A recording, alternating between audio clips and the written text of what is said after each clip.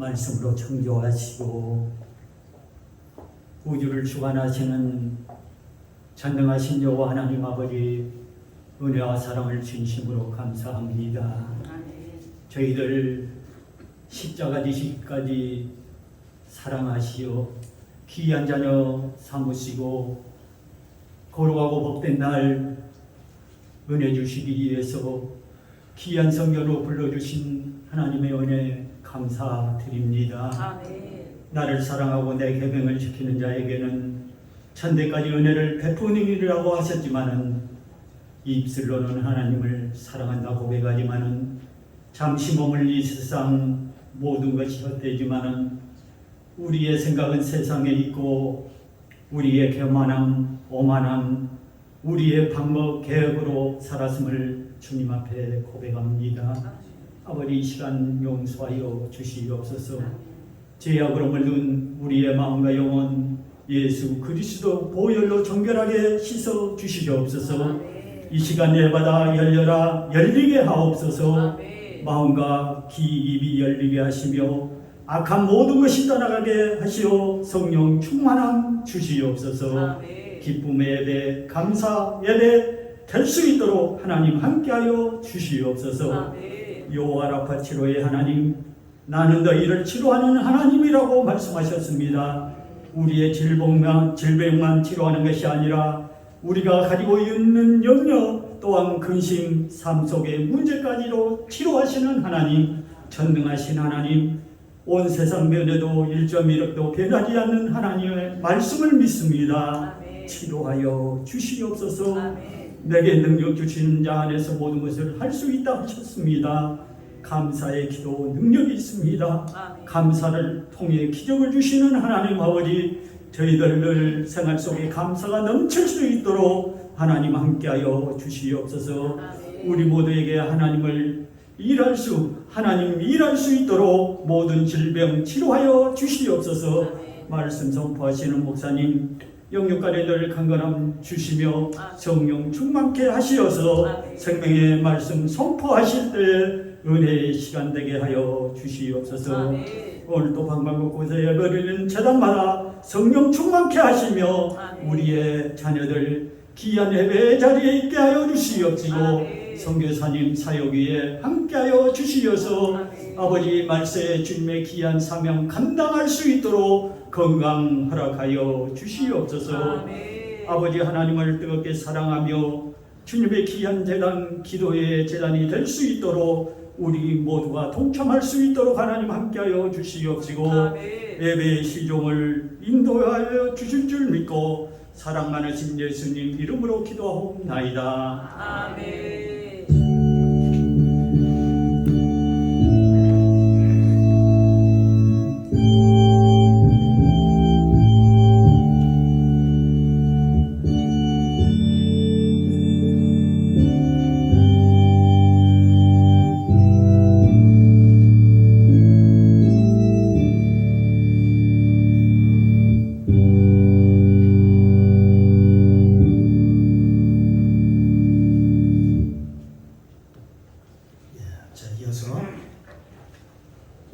하나님께서 우리에게 주시는 축복의 말씀 보겠습니다. 마태복음 12장 9절로 13절까지 말씀입니다. 제 성경책 신약성경 19면입니다. 마태복음 12장 9절로 13절까지 말씀. 제가 먼저 봉독합니다. 돌아가면서 함께 읽고 마지막 절 함께 봉독해 올리도록 하겠습니다. 9절 제가 먼저 봉독합니다. 거기를 떠나 저희 회당에 들어가시니 한편 손 마른 사람이 있는지라 사람들이 예수를 송사하여 또 가로되 안식일에 병 고치는 것이 옳으니까. 예수께서 가라사대 너희 중에 어느 사람이 양 한 마리가 있어 안식일에 구덩이에 빠졌으면 붙잡아내지 않겠느냐. 사람이 양보다 얼마나 더 귀하냐. 그러므로 안식일에 선을 행하는 것이 옳으니라 하시고.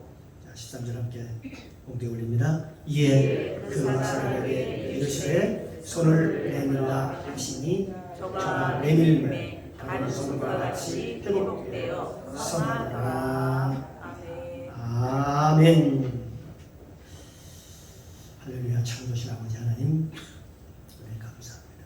한 주간 하나님 은혜 가운데 눈동자같이 지켜주었다가 이렇게 복된 날 주셔서 주님 앞에 나와 마음껏 하나님을 찬양하게 하시고 주의 성호를 높이며 또 주의 이름으로 기도하며 또 생명의 말씀을 또 믿음으로 받게 하시니 감사합니다. 아멘. 오늘 또 이 시간 하나님의 말씀을 선포되는 시간입니다. 부족한 종 하나님의 말씀을 대언코자 합니다. 선포코자 합니다. 성령님 도와주시옵소서. 가르쳐 주옵소서. 오늘도 나에게 오늘 꼭 필요한 말씀을 또 공급하여 주옵소서. 이 시간 성령님 모시고 인정하고 환영합니다. 충만하게 임재하옵소서. 예배의 시종을 아버지께 부탁드리며 예수님의 이름으로 감사드리며 기도드리옵나이다. 아멘. 아멘. 할렐루야. 아멘. 자, 우리 옆에 분과 같이 함께 인사 나눕니다. 네, 주님의 이름으로 사랑합니다. 사랑합니다. 주님의 이름으로 축복합니다. 축복합니다. 오늘 참 좋은 날입니다. 참 좋은 날입니다. 큰 복 받읍시다. 큰 복 받읍시다. 아멘. 할렐루야. 아멘. 이 시간 주님의 은혜가 저와 여러분 가운데 충만하게 임재하시기를 주님의 이름으로 축복합니다. 아멘. 오늘 함께 은혜를 나눌 말씀의 제목은 안식일의 참된 의미, 안식일의 참된 의미라는 제목을 가지고 함께 은혜를 나누겠습니다. 오늘 본문에 보면 어느 날 예수께서 안식일 날 회당에 들어가셨습니다. 그런데 그 회당에 한쪽에 손이 많은 한 사람이 있었습니다. 그때 사람들이 예수님께 와서 물어보는 것입니다. 안식일에 병을 고치는 것이 옳습니까? 라고 묻습니다. 그 말은 선으로 얘기하는 얘기가 아닙니다. 예수님을 채잡고자, 트집 잡고자 하는 그런 얘기였습니다. 요즘 말하면 한마디로 예수님께 시비를 거는 겁니다. 성전에서 예수님을 어떻게 고발할까 하고 트집을 잡는 거죠. 저들의 마음이 얼마나 완악했으면 성전까지 들어와가지고 이렇게 시비를 걸까요? 성전은 어떤 곳입니까? 성전은 하나님이 계신 곳이고 또한 저들이 말하는 하나님이 그곳에 좌정하고 계신 곳입니다.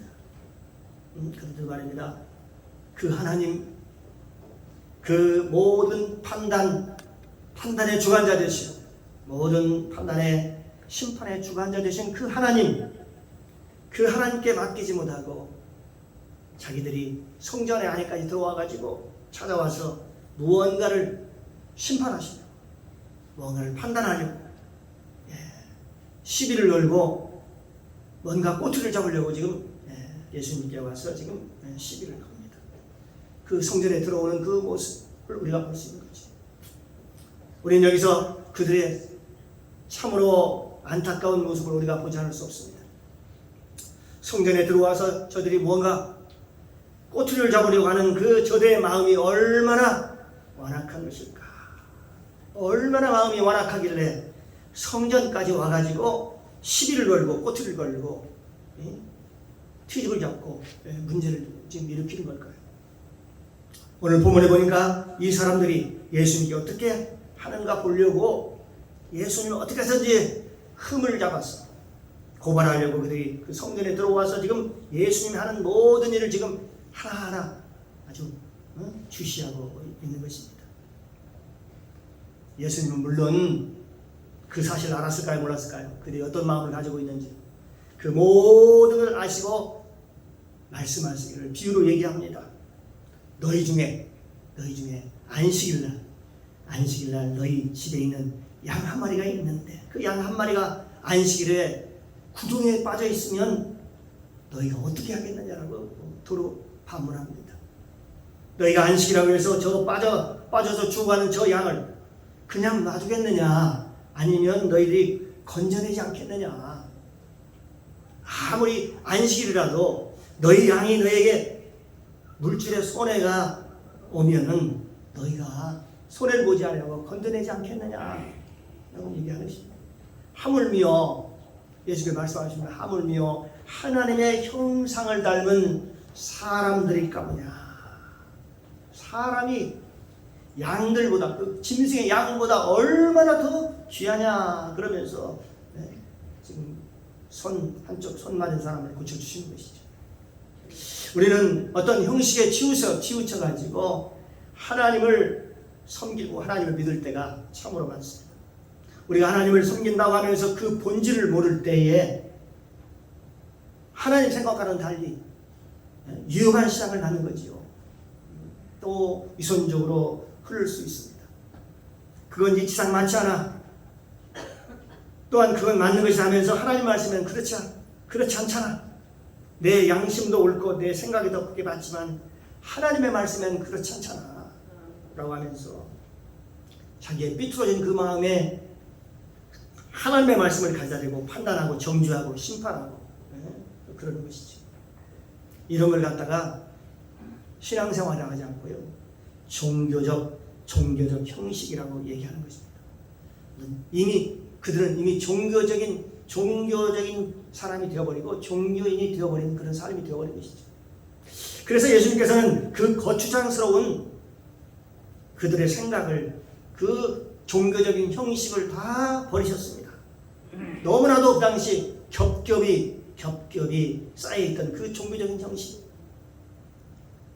그 나름대로 관습과 관례를 만들고 그 나름대로 율법에다가 자기 나름대로 각가지의 규칙을 갖다가 거기에 만들어가지고 하나님의 말씀을 변질시키는 것이죠. 여러분, 세상에 보석 있잖아요. 보석. 그 보석은 본래 그대로의 아름다움이 분명히 있습니다. 그 자체로 아름다움이 있죠.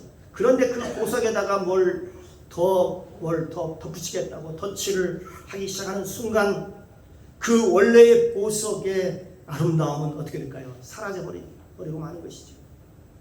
정말 수많은 사람들이 그 원래 보석의 그 아름다움을 보고 싶어 하지요. 그런데 거기에다가 색칠을 하는 순간 어떤 사람은 거기에다가 파란색을 칠하고 어떤 사람은 거기에다가 붉은색을 칠하고 빨간색을 칠하고 어떤 사람은 거기다가 파란색을 칠하고 거기다 흰색을 칠하고 거기에다가 따닥따닥 뭘 칠하고 그렇게 하면 어떻게 될까요? 그 보석을 누가 그걸 갖다가 아름답다고 할 수가 있겠습니까? 하나님의 말씀이라고 하는 것은, 그리고 예수님께서 이 땅에 오신 것은 그 본질은 저와 여러분을 회복시키러 오신 것입니다. 회복시키러 오셨어요. 이 사람에게 예수님께서 말씀하십니다. 손을 내밀라. 그가 손을 내밀 때에 그 손이 다루소동과 같이 회복되어 성하더라. 그렇게 말씀하고 있습니다. 그때 14절에 보니까 바리새인들이 나가서 어떻게 하여 예수님을 잡아 죽일까, 예수님을 죽일까 의논을 하는 것을, 그 병 고친 것 때문에 예수님을 죽이려고 했다는 것입니다. 이 안식일이라고 하는 것은 사람에게 참된 평안을 주는 것이 아닐까요? 이 안식이라는 것은 그 우리가 율법에 매여가지고 오리를 가지도 않아야 된다, 1kg 이상 가면 안 된다, 음식을 먹지 말아야 된다, 이런 게 율법과 규례가 아니라는 것이죠. 실제로 안식일의 그 안식의 의미는 사람들에게 뭘까요? 참된 평강. 그 안식과 쉼과 기쁨과 쉼을 주는 것이라고 우리가 볼 수가 있는 것입니다. 여러분, 손이 마른 사람에게 진정한 평안과 안식이 무엇일까요? 바로 그 한쪽 마른 손이 성하게 되는 것이죠. 고쳐지는 것이죠. 여러분, 암에 걸린 사람에게 참으로 진정한 평화와 진정한 안식은 무엇일까요? 바로 그 암이 고쳐지고 회복되는 것이죠. 안진뱅이, 여러분의 그 참된 안식, 그 안진뱅이는 무엇일까요? 일어나는 것이죠. 일어나서 걷는 것이죠. 여러분, 1kg 이상 가지 말아야 되고, 안식일 알고 어떤 음식을 먹지 말아야 되고, 또 하나님의 말씀을 상고해야 되고, 그게 참 진짜 안식일의 의미일까요? 아니죠. 그거요, 소경된 자는 눈을 떠야 되고요, 안진뱅이는 일어나야 되고요, 병든 자는 고침을 받아야 되고요. 그들의 참된 안식은 본질적으로 회복되는 것입니다. 그들의 진짜 당면한 문제가 회복되는 것입니다. 우리의 마음에 응답이 있어야 되고, 여러분 주일날 여기 오셔서 우리가 하나님의 말씀을 들을 때에, 우리가 말씀을 듣는 중에 응답 받는 것도 안식인 것입니다.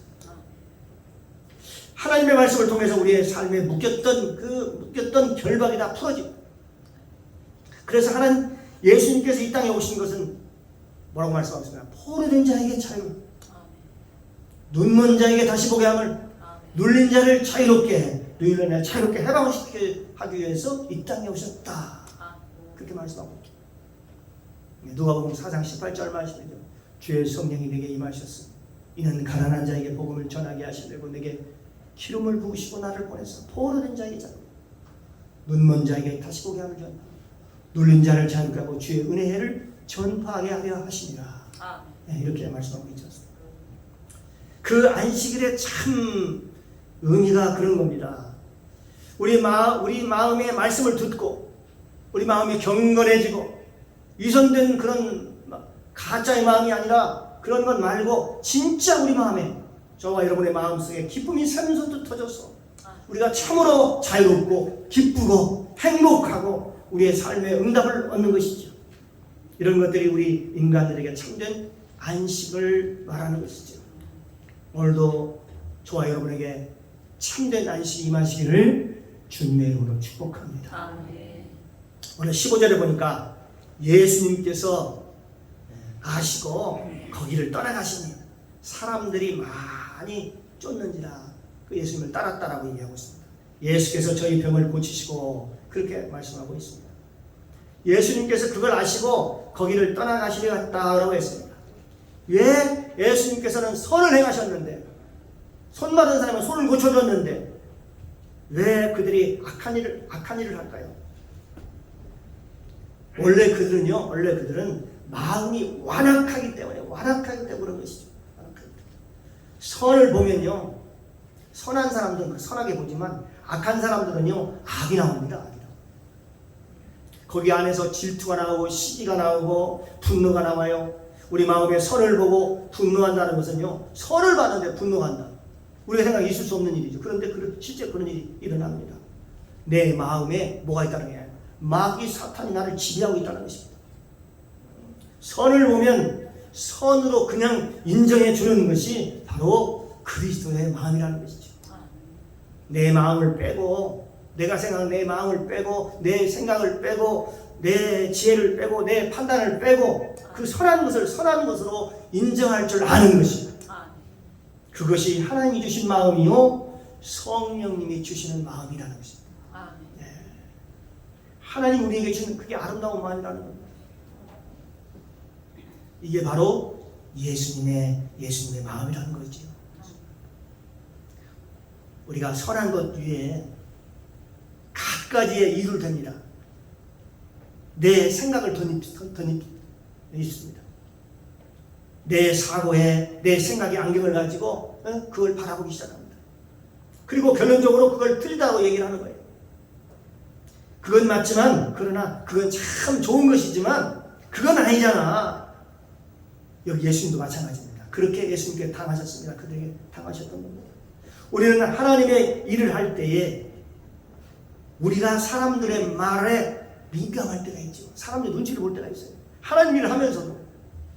사랑하는 성도 여러분, 성령의 사람들은 예수님처럼 사람과 환경에 영향을 받지 않고, 때로는 묵묵하게 뚜벅뚜벅 개의치 않고, 또 때로는 자랑하지 않고. 오늘 본문에 보니까 예수님께서 뭐라고 말씀하셔요? 병을 고쳐주고 나서요, 뭐라고 얘기합니까? 아무에게도 말하지 말아라. 가서 아무에게도 말하지 말아라. 그렇게 얘기합니다. 왜요? 왜 그렇게 예수님께서 말씀하셨을까요? 악한 자들이 알면, 마음이 완악한 자들이 알면 그냥 그들이 들개처럼 일어날 것이다. 들개처럼. 이 악한 자들은 선한 것을 보면 마음의 분노를 느껴요. 적들이 주위에 많지요. 그러니까 예수님께서 꼭 선한 일을 하신 다음에, 성경에 보면 그런 곳이 여러 곳에 있습니다. 선한 일을 하고 난 후에 병을 고치고 난 후에 아무에게도 알리지 말라. 아무에게도 알리지 말라. 그렇게 그 말씀을 여러 차례 말씀하셨습니다. 여러 차례. 왜 처음에는 그 말씀 하셨는지 저도 이 말씀을 보면서 묵상하면서 왜 예수님께서 그 말씀 하셨는지 때로는 이해가 되지 않았습니다. 왜 예수님께서는 선하고 그 아름다운 일을 행하고 나서 왜 아무에게도 말하지 말라고 그렇게 하셨을까요? 왜 그럴까요? 사람들의 마음속에 그 어둠이 있다는 것을 예수님은 알고 계셨어요. 사랑하는 성도 여러분, 이 선한 것이 악한 자들을 분노케 합니다. 분노를 느끼는, 악한 자들은 분노를 느껴요. 자기도 모르게 마음에 분노가 올라옵니다. 선한 것을 보고 마음에 분노를 느끼는 것은 그 안에 사탄이 있다는 증거입니다. 마귀 사탄이 내 안에 나를 지배하고 있다는 거예요. 어둠이 가득하다는 얘기입니다. 그 어둠이 가득한 그 하나의 증거가 되는 것이죠. 그래서 예수님께서 자기를 나타내지 말라고 경고하셨습니다. 17절 18절에 보냐 이렇게 말씀합니다. 예수님께서 이는 선지자 이사야로 하신 말씀하신 말. 자, 18절 한번 함께 같이 읽어보겠습니다. 보라 나의 택한 종 곧 내 마음에 기뻐하는 바 나의 사랑하는 자로다. 내가 내 성령을 줄 터이니 그가 심판을 이방에 알게 하리라. 그가 심판을 이방에 알리라. 그렇게 말씀하고 있습니다. 그러면서 19절에 무슨 말씀을 하고 있나? 19절에 보면 19절에 대해서 보면 예수님의 성품에 대해서 지금 얘기해요. 예수님의 성품. 그러면 예수님의 성품은 어떤 성품이었는가? 예수님은 어떤 분이셨는가? 여기 19절 한번 같이 한번 읽도록 하겠습니다. 그가 다투지도 아니하며 들리지도 아니하리니 아무도 길에서 그 소리를 듣지 못하리라. 아멘. 여기 예수님은 첫 번째로 다투지도 아니하고 어떤 경우에도 그는 다투지 아니했다. 그는 들리지 아니했다. 네. 그게 바로 예수님의 성품이에요. 사랑하는 성도 여러분, 저와 여러분이 예수님을 닮아간다면, 우리가 예수님을 따라간다는 것, 그리고 예수님을 닮아간다는 것, 그게 뭘까요? 오늘 본문에처럼 예수님처럼 다투지 않는 겁니다. 다투지 않는 겁니다. 이 다툼이 어디서 나올까요? 이 다툼은요, 자기의 고집에서 나옵니다. 자기 고집에서. 인간의 그 고집 속에서 다툼이 나와요. 여러분, 부부가 왜 싸우는 줄 아십니까?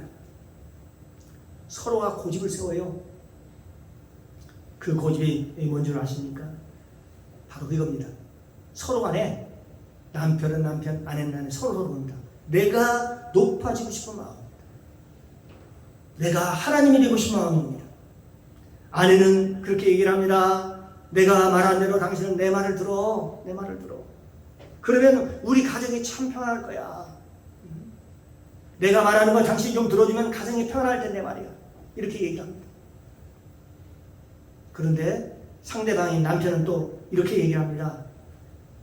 내가 시키는 대로 당신은 좀 해. 내가 시키는 대로 하면 이 세상이, 그리고 가정이 얼마나 편안할까. 나도 행복하고 당신도 행복하고 우리 가정이 행복하잖아. 우리 가정이 편하잖아. 그러니까 이게 뭡니까? 창세기 3장 16절에 보면 그 아담의 저주가 끊임없이 이어지는 것이 그것이 고집이라고 하는 것입니다. 그만 고집은 뭐냐면 내 마음대로 하고 싶어. 내 마음대로 하고 싶어. 내가 하나님이 되어서 자기 마음대로 모든 걸 주관하고 싶은 마음. 남편은 남편대로, 아내는 아내대로 자기가 하나님이 되어서 남편을 주관하고 싶은 그런 마음. 그것 때문에 부부가 부부싸움을 하게 된다는 것이죠. 그래서 로마서 2장 5절에 보니까 5절에는 귀신이 어디에서 사느냐 봤더니 우리의 고집 속에서 귀신이 살고 있다는 것입니다. 우리 고집 속에. 회개치 않은 마음 속에 귀신이 들어있다는 것입니다. 회개치 않은 마음. 우리 마음에 고집이 세면 사람들하고요 다투기 시작합니다. 왜? 내 마음대로 안 되니까. 그러니까 사람들을 비방하기 시작하고 다투기 시작하고 시기하기 시작합니다. 그런 거 있잖아요. 이 세상에 여러분 어떻습니까? 내 마음에 쏙든 사람이 있던가요? 내 아들도 내 마음에 들지 않을 때가 많은데, 내가나 내 새끼도 내 마음에 들지 않는데 같이 살아봐요. 내 자기 마음에 드는지 안 드는지. 아마 마음에 안 들 때가 더 많을 것입니다. 그러면 언제 마음에 들까요? 언제 황당히 마음에 들까요? 성경은 우리에게 분명히 말씀을 통해서 우리에게 가르쳐주고 있습니다. 그건요, 나를 부인할 때, 나를 부정할 때, 그때 마음에 든다고 해요. 상대방이 내 안에 들어오는 한마디로 성경은 우리에게 얘기해주고 있습니다. 그리스도 안에서 내가 십자가에 못 박았을 때 우리는 다투지 않는다. 그렇게 얘기합니다. 내가 그리스도와 함께 십자가에 못 박히면 다투지 않는다. 우리가 예수님을 따라가도 마찬가지입니다. 자기를 부인할 때 예수님을 따라갈 수 있는 거죠. 아무든지 나를 따라오거든 자기를 부인하고 자기 십자가를 지고 나를 쫓을 것이다. 그렇게 말씀하고 있습니다. 오늘 본문에 보니까 예수님께서는 들레지도 아니하고 들레지도 않는다. 이 들레지도 아니하는 것은 어떤 의미냐면요, 들레지 않는다는 의미는 감정적이지 않다, 감정적으로 어떤 일을 대처하지 않는다라는 그런 말이 있습니다. 그런 말입니다. 예수님께서는 어떤 감정으로 또 흥분하고 그러지 않았다는 것입니다. 어떤 일이 벌어졌을 때요, 자기를 그렇게 핍박하고 그렇게 잡아주기로 했을 때도 그렇게 흥분하지 않았다. 그리스도의 삶이라고 하는 것은 오늘 본문에 말씀하고 있습니다. 예수님께서 어떻게 사셨을까? 예수님은 어떻게 사셨을까? 어떻게 와서 사역을 하셨을까? 그는 고집이 없었고 자기를 부인했고 감정적이지 않고 들레지도 않고 흥분하지도 않고. 근데 우리가 생각해 보면요, 어떤 때는 좀 좋을 때는 막 해와 달과 별과 같이, 아니 천사와 같이 그렇게 하다가 마음에 조금 들지 않으면 얼굴의 형상이 확 달라져 버리는 거죠.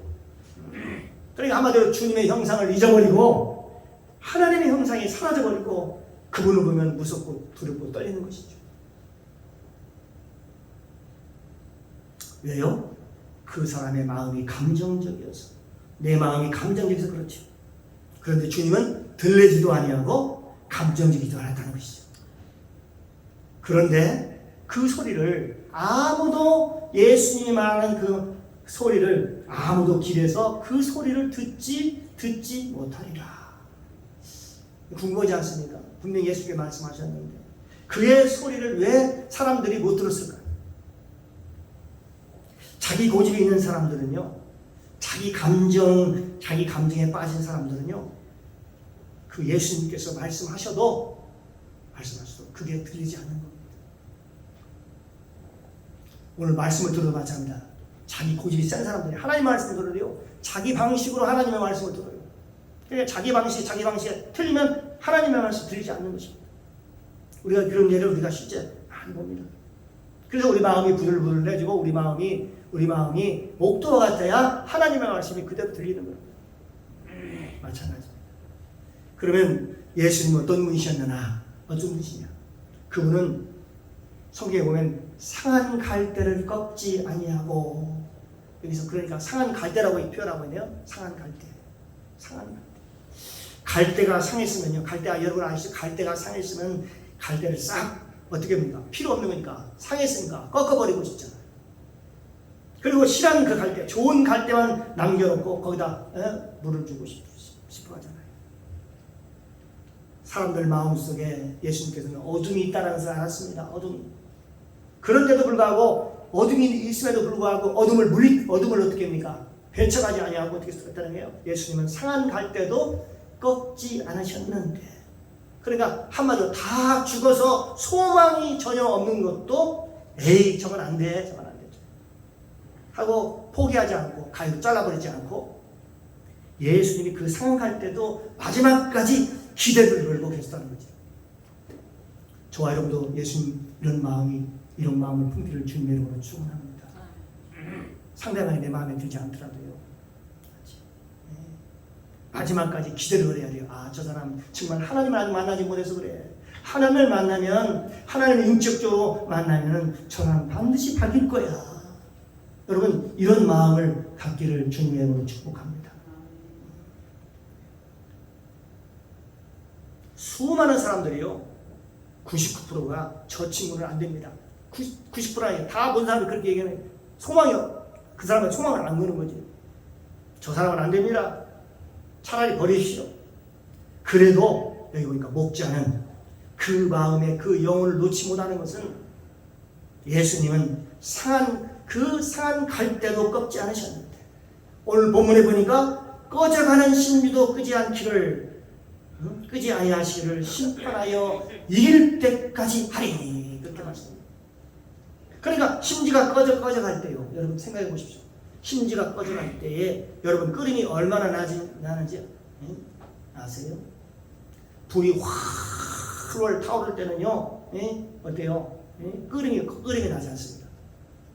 그런데 그 심지에 불이 거의 꺼져갈 때에 거기서 나오는 끓임에서 아주 쾌쾌하고 먼 연기가 나고 공기를 오염시키고, 그럼에도 불구하고 그 심지를 어떻게 예수님께서는 끄지 않았다, 그렇게 말씀하는 것입니다. 이것이 바로 예수님의 차가운 마음, 긍휼하신 마음, 그 마지막까지 모든 것을 하나님께 맡기는 그 절대적인 마음인 것입니다. 우리가 이 마음을, 우리가 예수님 마음을 닮아야 돼요. 너희 안에 이 마음을 품으라.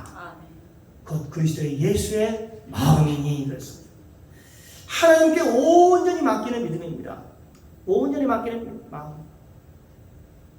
사랑하는 성도 여러분, 이 주권이라고 하는 것이 무엇입니까? 우리가 주권을 세웠다. 우리를 주권에 세웠다는 겁니까? 이 말은 무슨 얘기냐면요, 내 마음대로 살지 않겠다는 겁니다. 내 마음대로 이제 하지 않겠다는 것입니다.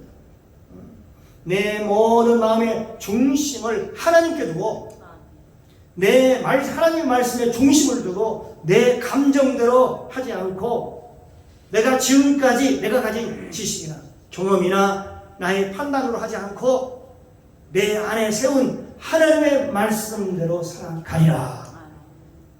이게 다른 거죠. 여러분, 그런 거 아닐까요? 오늘 또 우리는 이 훈련을 받는 겁니다. 교회에서 훈련을 받는 거예요. 와서 나하고 마음이 맞지 않는 사람도 만나서도 훈련을 받는 겁니다.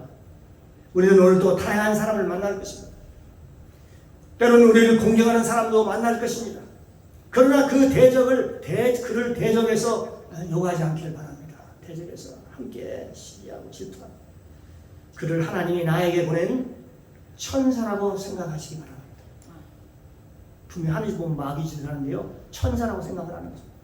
왜? 그를 통해서 지금 뭘 하고 있어요? 하나님은 중심이 나에 있어요. 초점이 나에게 맞춰서 나를 변화시키고 나를 점검하기를 원하시고, 그 모습 속에서 나를 점검하기를 원하시고, 깨어지기를 원하시고, 내가 깨어지기를 원하시고, 천국 가기 전에 다듬어지기를 원하시고, 그를 얼마나 품고 있는지, 그를 얼마나 사랑하고 있는지를 하나님께서 나에게 주는 미션, 그 사명이라고 생각을 해야 한다는 것입니다.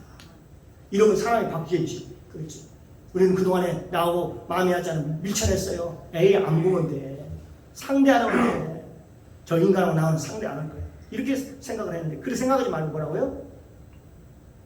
하나님이 보신, 하나님이 보내주신 천사다. 왜? 그를 통해서 나를 훈련시키고, 나를 단련시키고, 나의 그 모습을 통해서 나의 모습을 발견하고, 그래서 하나씩 주님의 성품을 닮아가는 것이지. 그러면서 저 인간은 나하고 상관이 없는데 왜 나를 저렇게 시기하고 욕하고 왜 나에게 심하게 저렇게 나를 따르게 대할까? 왜 내 기분이 이렇게 상할까? 이건요, 그렇게 그런 마음이 상해 있으면 어떤 상태냐, 영적인 어떤 상태냐면 내 안에 아담의 영이 있다는 거예요. 아담의 영. 우리 그리스도인이 있어야 되는데 아담의 영이 있다. 아담의 영.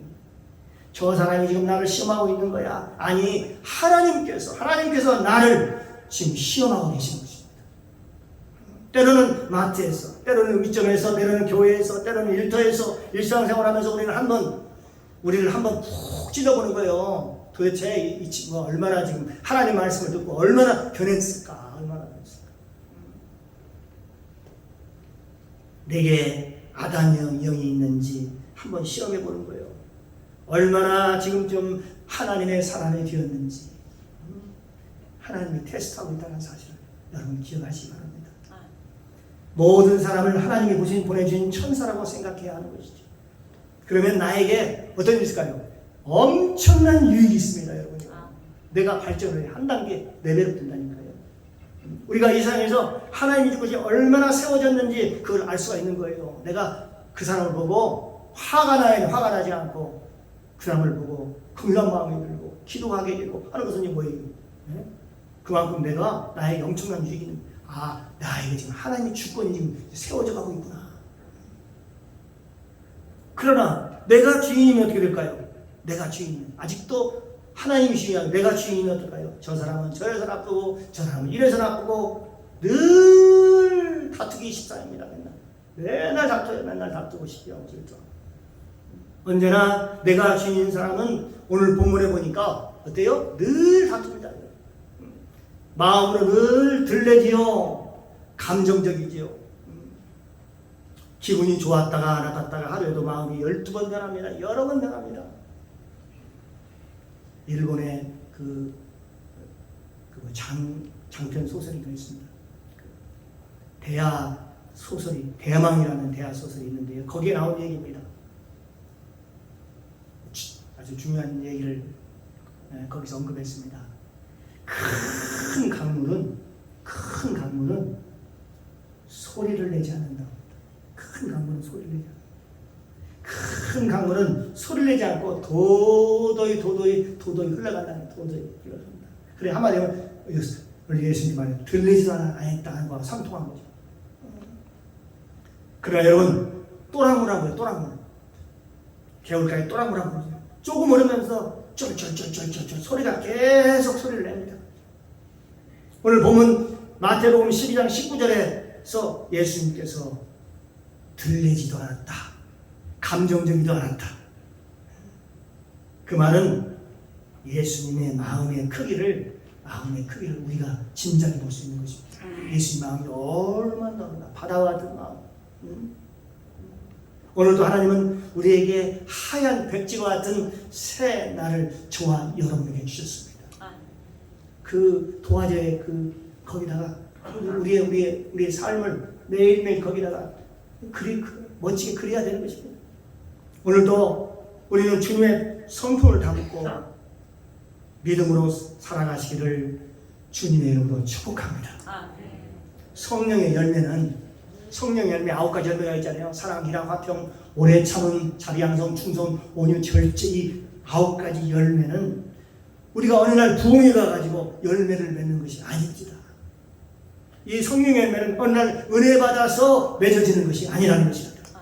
우리가 말씀대로 매일매일 살아가며 나를 부인하고, 나를 부인할 때만 상대방을 받아주시다고 했습니다. 자기 십자가를 질 때 성령의 열매는 하루하루 착실하게 삶 속에서, 저와 여러분의 삶 속에서 열매를 맺게 될 것입니다.